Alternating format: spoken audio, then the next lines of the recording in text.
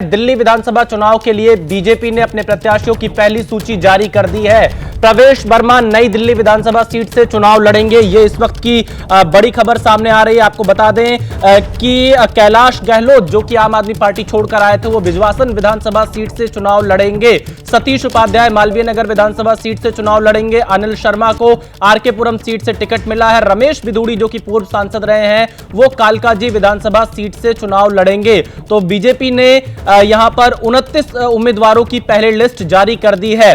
BJP ने 29 उम्मीदवारों की पहली लिस्ट जारी की है। नीरज पांडे हमारे संवाददाता फोन लाइन पर इस वक्त हमारे साथ जुड़ चुके हैं। नीरज, प्रवेश कुमार वर्मा अरविंद केजरीवाल के खिलाफ चुनाव लड़ेंगे, इसके अलावा कैलाश गहलोत, सतीश उपाध्याय और यहां पर अन्य बड़े नेताओं को भी मौका दिया है बीजेपी ने। रमेश बिधूड़ी भी चुनाव लड़ेंगे।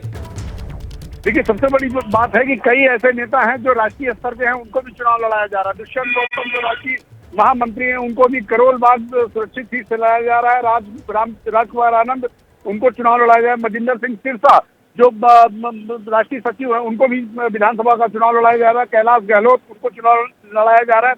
प्रवेश साहिब सिंह वर्मा को नई दिल्ली से चुनाव लड़ाया जा रहा है। परविंदर सिंह मारवाह को जंगपुरा से चुनाव लड़ाया। मालवीय नगर से सतीश उपाध्याय पूर्व प्रदेश अध्यक्ष है, सतीश उपाध्याय, उनको चुनाव लड़ाया जा रहा है। इसके अलावा करतार सिंह तंवर, आप देखिए हाल ही में भाजपा में शामिल हुए थे, उनको भी चुनाव लड़ाया जा रहा है। भाजपा में शामिल हुए थे, उनको भी चुनाव लड़ाया जा रहा है। रमेश बिधूड़ी पूर्व सांसद हैं, रमेश बिधूड़ी जो कालकाजी से चुनाव लड़ेंगे। इसके अलावा आप देखें तो ओम प्रकाश शर्मा को विश्वासनगर से चुनाव लड़ाया जा रहा है। अरविंदर सिंह लवली जो कांग्रेस के प्रदेश अध्यक्ष रहा करते थे, उनको गांधीनगर से चुनाव लड़ाया जा रहा है। अजय महावर और जितेंद्र महाजन दोनों एमएलए हैं भारतीय जनता पार्टी के, तो उनको भी चुनाव लड़ाया जा रहा है। तो देखा जाए तो ये जो सीट है, 29 लोगों की जो उम्मीदवारों की सूची है, उसमें पूर्व जितने भी मौजूदा विधायक हैं ऑलमोस्ट सबको चुनाव वापस लड़ाया जा रहा है। इसके अलावा जो सांसद रहे हैं भारतीय जनता पार्टी के, जिनका टिकट 2024 के चुनाव में काट दिया गया था, उनको सबको फिर से मौका दिया गया है। और सबसे बड़ी बात है कि कुछ राष्ट्रीय स्तर के नेता, जैसे मैंने पहले कहा कि इस सीट पर अगर आप इस पूरी सूची को गौर करें तो 3 बड़े नेता हैं जो राष्ट्रीय टीम में हैं, उन सबको विधानसभा चुनाव में उतारा गया। इससे एक बात साफ हो गया कि भारतीय जनता पार्टी ने बिल्कुल तय कर लिया है कि दिल्ली का चुनाव को वो हल्के में नहीं लेना चाहते। कोई सीनियर नहीं, कोई जूनियर नहीं, कोई राष्ट्रीय नहीं, कोई क्षेत्रीय नहीं, सब जो भी जीत सकते हैं, कड़ी टक्कर देनी है, उन सबको विधानसभा चुनाव मैदान में भारतीय जनता पार्टी ने उतार दिया है। प्रवेश वर्मा नई दिल्ली सीट से विधानसभा का चुनाव लड़ेंगे। अरविंद केजरीवाल के खिलाफ वो चुनाव लड़ेंगे। प्रवेश वर्मा को नई दिल्ली से टिकट देने के पीछे बीजेपी की क्या रणनीति हो सकती है? देखिए विशाल, बहुत साफ सी बात है, प्रवेश वर्मा बड़ा चेहरा है, जाट चेहरा है, 2 बार के सांसद रहे हैं और इस बार साहिब सिंह वर्मा जो पूर्व मुख्यमंत्री हैं दिल्ली के, उनके पुत्र हैं। नई दिल्ली इलाके में लंबे समय से वो रह रहे हैं और उनकी पकड़ माना जाता है कि नई दिल्ली इलाके में बहुत अच्छी है। और अरविंद केजरीवाल और कांग्रेस के संदीप दीक्षित दोनों बड़े चेहरे वो भी हैं।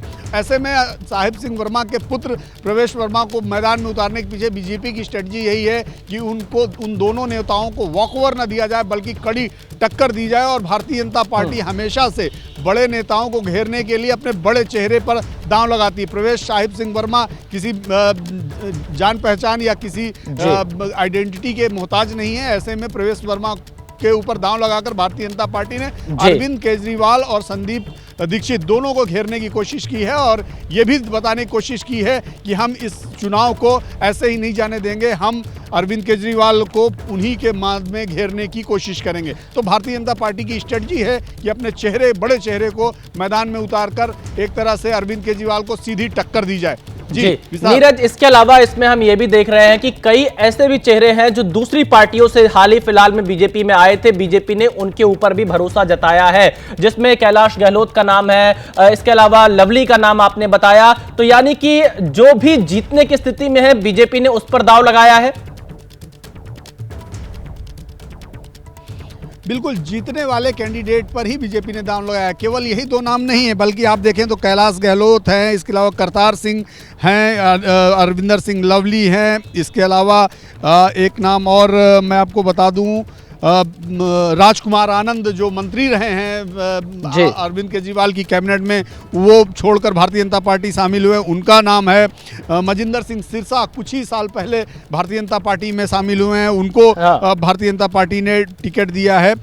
तो ये जो तमाम नाम हैं, इन सब को भारतीय जनता पार्टी ने मौका दिया। मनोज शौकीन हैं, राजकुमार चौहान हैं, ये ऐसे नाम हैं जो भारतीय जनता पार्टी में नहीं थे, लेकिन भारतीय जनता पार्टी ने इन सबको मौका दिया है दूसरे दलों से। नीरज, अगर हम कालकाजी सीट की बात करें, आतिशी जो कि दिल्ली की मुख्यमंत्री हैं, आम आदमी पार्टी की, वहां से चुनाव लड़ेंगी। अलका लांबा को कांग्रेस पार्टी टिकट दे चुकी है, और रमेश बिधूड़ी जो कि पूर्व सांसद रहे हैं, वो कालकाजी सीट से विधानसभा का चुनाव लड़ने जा रहे हैं। तो कैसी लड़ाई देखते हैं आप कालकाजी सीट की? देखिए, रमेश बिधूड़ी 2 बार से लगातार सांसद थे दक्षिणी से, दिल्ली दक्षिणी से लगातार 2 बार सांसद हैं। रमेश बिधूड़ी एक ऐसे नेता माने जाते हैं जिनको कहा जाता है कि वो मशीन है काम करने के मामले में। सुबह जब उठते हैं तो रात में सोने का उनका कोई वक्त नहीं, और 3-3, 4-4 बजे तक शादियों में, कार्यक्रमों में, जागरण में शामिल होने जाते हैं।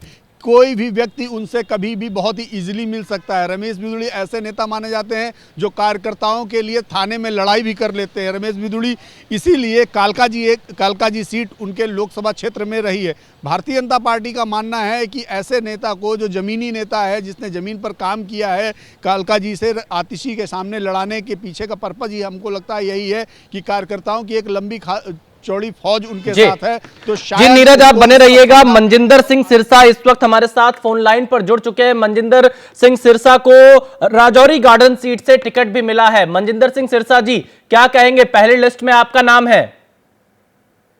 जी, मैं धन्यवाद करता हूँ पहले तो अपनी लीडरशिप का, जिन्होंने हम पे विश्वास किया है, और कार्यकर्ता और पार्टी के लोगों के साथ साथ पार्टी के लोगों का भी धन्यवाद है। और अब वोटरों से अपील करेंगे कि जैसे पार्टी ने विश्वास किया है तो दिल्ली के लोग भी विश्वास करेंगे, और इस बार दिल्ली के अंदर भाजपा अपनी सरकार बनाएगी और अच्छे बहुमत से बनाएगी। लोगों का जो माहौल बना हुआ है जी, लेकिन सिरसा साहब, मुद्दे क्या रहने वाले हैं आपके इस चुनाव में?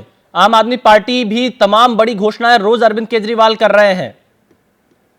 नहीं, देखिए, हमारी खाली घोषणा ही नहीं है। देखो, आपको पता है मोदी जी की गारंटी से भी गारंटी ऊपर है, तो मोदी जी की गारंटी है, इसलिए हमारी कोई घोषणा ही नहीं है। हम दिल्ली के अंदर जो भी गारंटी अभी मोदी जी तय करेंगे, हमारी पार्टी ने तकरीबन लाखों लोगों से जानकारियां ली हैं कि क्या होना चाहिए दिल्ली को बचाने के लिए। दिल्ली तो क्योंकि बर्बाद करती है। जी, तो देखिए जी, मनजिंदर सिंह सिरसा हमारे साथ जुड़े हुए थे, जिन्हें राजौरी गार्डन विधानसभा से बीजेपी ने अपना उम्मीदवार बनाया है। वो जीत का दावा कर रहे हैं। जनकपुरी विधानसभा सीट से बीजेपी ने आशीष सूद को टिकट दिया। आशीष सूद इस वक्त हमारे साथ फोन लाइन पर जुड़ चुके हैं। आशीष सूद, क्या मुद्दे रहने वाले हैं और कैसी लड़ाई रहेगी? आपको जनकपुरी से टिकट मिला है बीजेपी का। मैं पहले अपने केंद्रीय नेतृत्व का आभार व्यक्त करना चाहता हूं, जिन्होंने मुझ पे एक ये बड़ी लड़ाई लड़ने का जिम्मा सौंपा है। और दिल्ली में और विशेष तौर पे जनकपुरी विधानसभा में जनकपुरी की जनता की मूलभूत सुविधाओं की लड़ाई है जी। ये बड़ी घोषणाओं से कुछ नहीं होने वाला। जनकपुरी विधानसभा सहित दिल्ली भर में गंदे पानी और बहते सीवर के कारण जनता परेशान है। जनता परेशान है अपनी पेंशन को लेकर, जनता परेशान है यहाँ की अन्य समस्याओं को लेकर, जिसपे पिछले 10 वर्षों में कोई भी रत्ती भर भी काम नहीं हुआ है। आने वाले दिनों में जनता के बीच में हमने लगातार इस विषय को उठाया, और आने वाले दिनों में इन्हीं मुद्दों को लेकर जनता के कोर गवर्नेंस के इश्यूज पर ही ये लड़ाई केंद्रित रहेगी। ये लड़ाई केंद्रित रहेगी। जनता को साफ पानी, भारतीय जनता पार्टी कृत संकल्प है कि पहले 6 महीने में जनकपुरी विधानसभा के विभिन्न क्षेत्रों में साफ पानी नल से पहुंचाने का काम करेंगे। बहते हुए सीवर की लाइन को बदलने के लिए संघर्ष करके उसे बदलवाएंगे। पहली कैबिनेट मीटिंग में भारतीय जनता पार्टी की सरकार इसका बजट जी, रुके हुई पेंशन और जो राशन कार्ड रुके हुए हैं, पहली कैबिनेट मीटिंग में इन सहित आयुष्मान भारत पर मोहर लगाकर जनता को सुविधा देने का काम भारतीय जनता पार्टी करेगी। तो देखिए, आशीष सूद हमारे साथ फोन लाइन पर जुड़े हुए थे। बहुत शुक्रिया आशीष सूद जी हमारे साथ जुड़ने के लिए। आशीष सूद भी जीत का दावा कर रहे हैं। आशीष सूद को जनकपुरी विधानसभा सीट से बीजेपी ने अपना उम्मीदवार बताया। एक बार आपको जल्दी से वो बड़े नाम बता देते हैं जिन्होंने दिल्ली में बीजेपी ने अपना उम्मीदवार बनाया। नई दिल्ली विधानसभा सीट से प्रवेश वर्मा, जो कि पूर्व सांसद रहे हैं, विधानसभा का चुनाव लड़ेंगे अरविंद केजरीवाल के खिलाफ। एक और पूर्व सांसद रमेश बिधोड़ी कालकाजी विधानसभा सीट से चुनाव लड़ेंगे। कालकाजी काफी हॉट सीट बनती नजर आ रही है। एक तरफ आतिशी आम आदमी पार्टी से, दूसरी तरफ अलका लांबा कांग्रेस से, और अब बीजेपी ने रमेश बिधूड़ी को टिकट दिया है। विजेंद्र गुप्ता रोहिणी विधानसभा सीट से चुनाव लड़ेंगे बीजेपी के टिकट पर। करोल बाग से बीजेपी के जो वरिष्ठ पदाधिकारी हैं, राष्ट्रीय पदाधिकारी दुष्यंत कुमार गौतम, उनको टिकट दिया गया। करोल बाग एक सुरक्षित सीट है। राजौरी गार्डन सीट से मनजिंदर सिंह सिरसा विधानसभा का चुनाव लड़ेंगे।